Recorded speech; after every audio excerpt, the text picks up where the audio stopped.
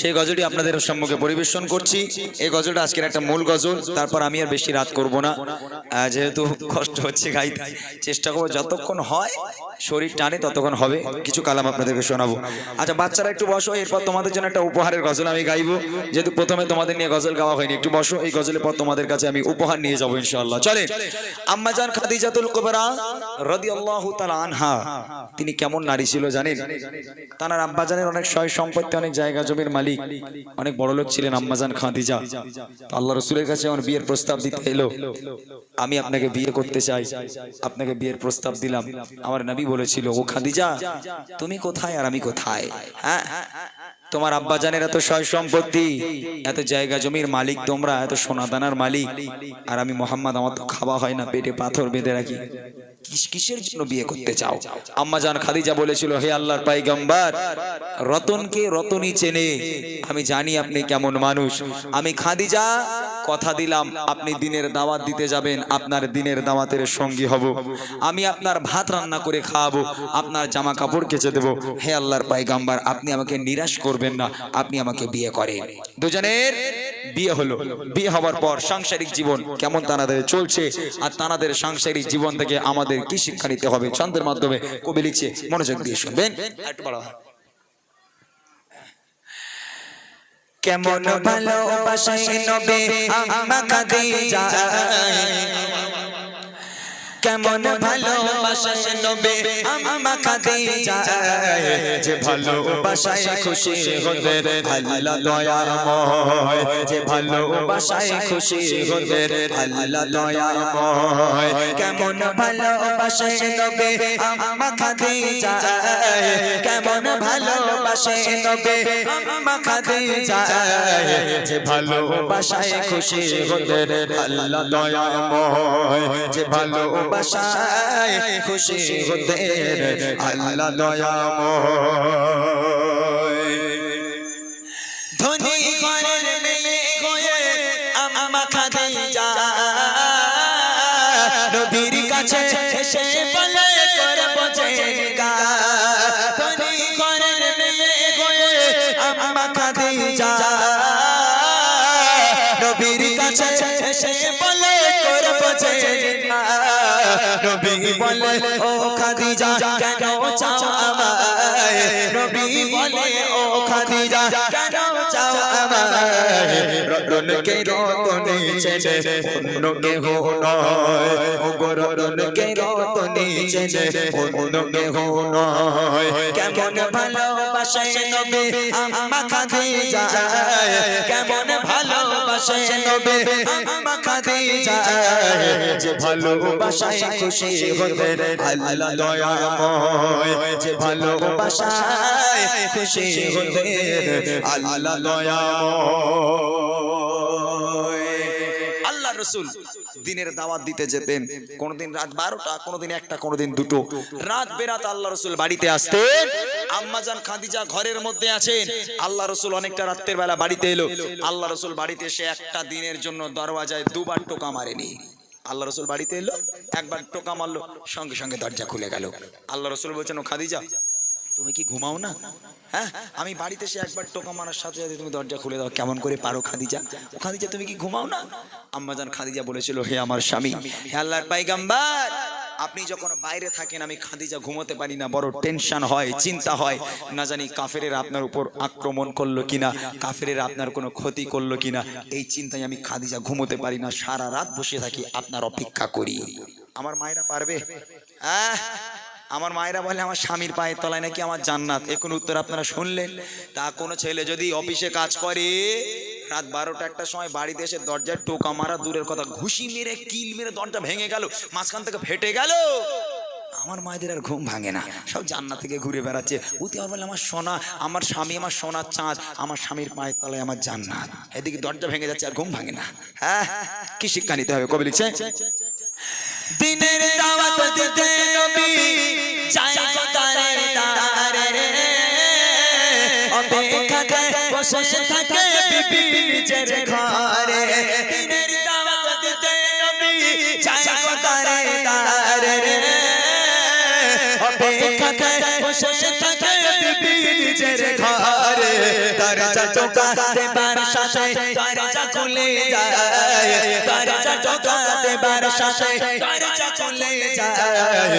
বিবি বলে আপনি ছাড়া ঘুম নাহি হয়, ও গো বিবি বলে আপনি ছাড়া ঘুম নাহি হয়। কেমন ভালোবাসে নবী আম্মা খাদিজা, কেমন ভালোবাসে নবী আম্মা খাদিজা, যে ভালোবাসায় খুশি হতে আল্লাহ দয়াময়, যে ভালোবাসায় খুশি হতে আল্লাহ দয়াময়। একদিন বাড়িতে এলো আল্লাহ রসুল অনেকটা রাতের বেলা, দরওয়াজায় টোকা মারলো, দরজা খুলে গেল। আম্মাজান খাদিজার সামনে দাঁড়িয়ে আছে। আল্লাহ রসুল আম্মাজান খাদিজাকে দেখে হাউ হাউ করে কেঁদে ফেলেছে। কেন জানেন? আল্লাহ রসুল দেখছে আম্মাজান খাদিজার সামনে দাঁড়িয়ে আছে, আর আম্মাজান খাদিজার জামাটা এমন ভাবে ছেঁড়া, এমন ভাবে ছিঁড়ে গেছে। আল্লাহ রসুল আর দেখে সহ্য করতে পারলো না, হাউ মাউ করে কেঁদে ফেলেছে। আম্মাজান খাদিজা বলছেন, আপনি কাঁদছেন কেন? কি হয়েছে আপনার? আল্লাহ রসুল বলছে, ও খাদিজা, তুমি কোন ঘরের মেয়ে খাদিজা? আজকে তোমার কি অবস্থা? ও খাদিজা, তোমার আব্বার এত সয় সম্পত্তি, এত জায়গা জমির মালিক, এত সোনাদানার মালিক তোমরা, সব সোনাদানাগুলো এনে আমি নবী আমার পদে তুমি কুরবানি করে দিলে। ও খাদিজা, আজকে তোমার অবস্থা দেখো, তোমার জামাটা এমন ভাবে ছিঁড়ে গেছে, আমি স্বামী হয়ে তোমার জামাটা তাবলিও মারতে পারবো না, সেলাইও করে দিতে পারবো না। ও খাদিজা, আমি তোমাকে ভালো রাখতে পারলাম না। আম্মাজান খাদিজা ওদিন বলেছিল, হে আমার স্বামী, আমি আপনার কাছে অনেক শান্তিতে আছি, সুখে আছি, আলহামদুলিল্লাহ, আমার কোনো কষ্ট নেই, তবে আমার তিনটে আবদার আছে, আপনি রাখবেন? আল্লাহ রসুল বলছে, বলো কি আবদার?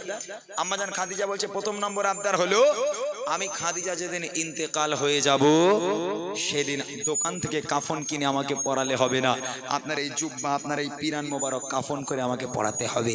দ্বিতীয় নম্বর আবদার হলো, আমি খাদিজা যখন আমাকে কবরে শোয়ানো হবে, কবরে শোয়ানোর আগে আপনি নিজে কবরে নামবেন, কবরের চারপাশটা একবার হাঁটবেন, কারণ আমি খাদিজা বড় কবরের আযাবের ভয় পাই, না জানি কবর যদি আমাকে পিষে দেয়, আযাব দেয়, আপনার পায়ে ছাপ থাকলে কবর আমাকে আর আযাব দিতে পারবে না।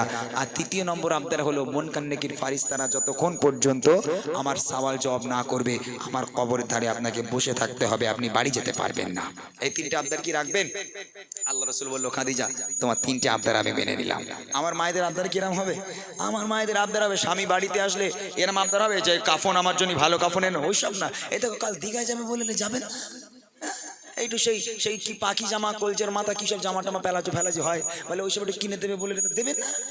এইসব আবদার আমার মায়েদের। আম্মাজান খাদিজার আবদার কি ছিল? কবি লিখছে, দেখেন, বিবি বলে, ও স্বামী, মরণের পরে কবরে শোয়াবেন আমায় জুব্বা কাফন করে, কবরের চারিপাশে ঘুরবে হেঁটে হেঁটে, কবর জানো নাহি পারে আমায় পিষে দিতে, থাকবেন বসে ফারিস্তাদের সওয়ালের সময়, থাকবেন বসে ফারিস্তাদের সওয়ালের সময়, কবরের কঠিন আযাব বড়ই ভয়ের হয়, ও গো কবরের কঠিন আযাব বড়ই ভয়ের হয়। কেমন ভালোবাসে নবী আম্মা খাদিজা, কেমন ভালোবাসে নবী আম্মা খাদিজা, যে ভালোবাসায় খুশি হতে আল্লাহ দয়াময়, যে ভালোবাসায়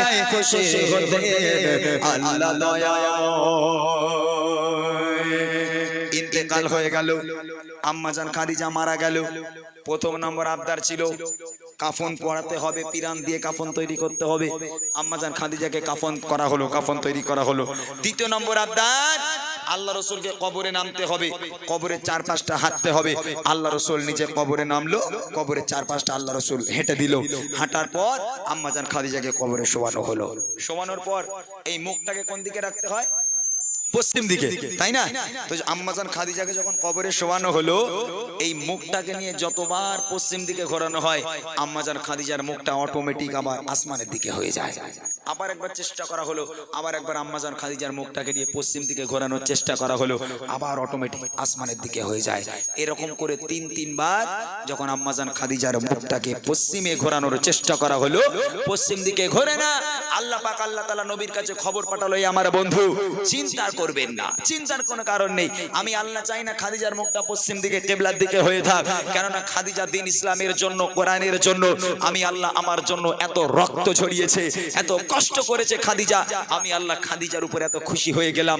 আমি আল্লাহ চাই না খাদিজার মুখটা কিবলার দিকে হয়ে থাক, আমি আল্লাহ চাই খাদিজার মুখটা আসমানের দিকে সামনাসামনি হয়ে থাক, যাতে করে আমি আল্লাহ আরশে মুআল্লায় বসে বসে আমি আমার খাদিজাকে প্রতিনিয়ত দেখতে পারি। একবার জোরে হবে না?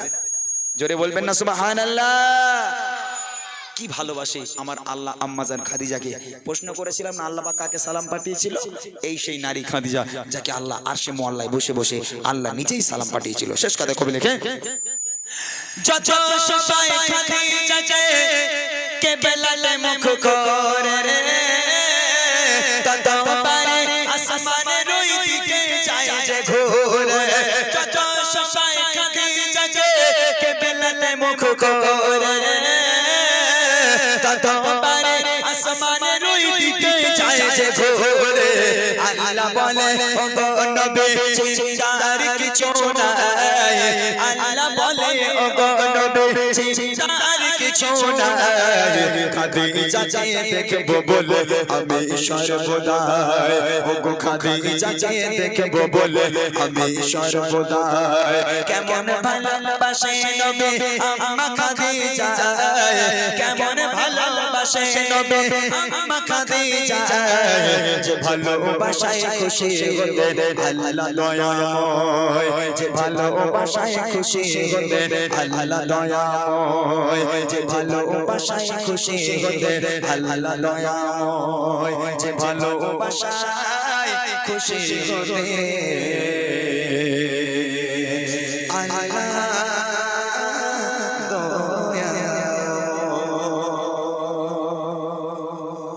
মাশাআল্লাহ। শুনলেন একদম নতুন কালাম। আজকে হয়তো সেই